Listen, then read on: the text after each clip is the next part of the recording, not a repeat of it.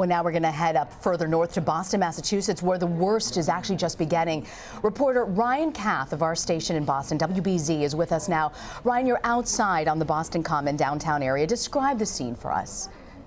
Well, it's a beautiful scene as you look around right now and see all the snow on the trees, and we've got some young folks working on a snowman right here. It's a very heavy, wet snow here right in downtown Boston, so that snow is starting to accumulate very fast. The one thing we don't see right here in downtown Boston right now is that very intense wind that is causing a lot of power outages across the state of Massachusetts. We're up to about 40,000 people without power at last check. So that is the concern with this storm, is it's a very heavy, wet snow, and then you combine that with those very strong winds, and it's going to be how long are those people without power in these conditions? Ryan, it looks like people are taking heed to the warnings. They're paying attention to it, but you have one family behind you there in the Boston Common. What parts are expected to be hit the worst with the most snow?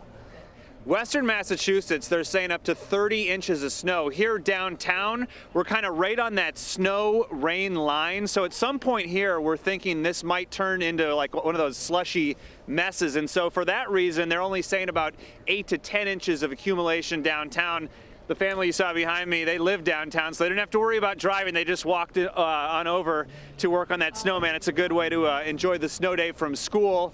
And as you mentioned, we've almost seen no one on the roadways here downtown. We're in the shadow of the state capitol and a lot of other commerce here in downtown Boston. And a lot of people did heed the governor's warning yesterday to go ahead and stay home and work from home if they could. Yeah, clearly that family behind you, that Boston family, knows exactly how to roll on a snowstorm sled, and it looks like perfect snow for making a snowman there. Carrot and all, I'm impressed.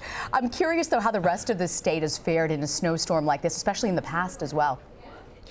Well, they kind of groan and say, come on, we thought we were almost to spring. But for the most part, they take it in stride. Just a couple years ago, there was more than 100 inches of snow in that historic winter. So it's certainly something that people know how to deal with around here. It's kind of funny. Some of the people we've seen around the Boston Common, which is a busy tourist spot, have actually been spring breakers from the southeast. So explain that one to me. I guess they wanted to experience what this is like. But we saw some spring breakers from Georgia who had never made a snowman before, and that's what they were working on here in the Boston Common earlier today.